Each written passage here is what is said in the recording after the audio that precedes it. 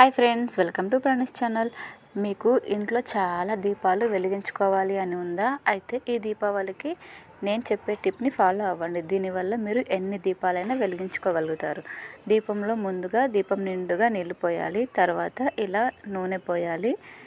తర్వాత వత్తులను నూనెలో డిప్ చేసి ఆ వత్తులను దీపంలో మనం ఆయిల్ ఎక్కడైతే వేసామో కరెక్ట్గా అక్కడే దింపి వదిలేయాలి. తర్వాత ఇలా వెలిగించి చూడండి ఎంత బాగా వెలుగుతుందో.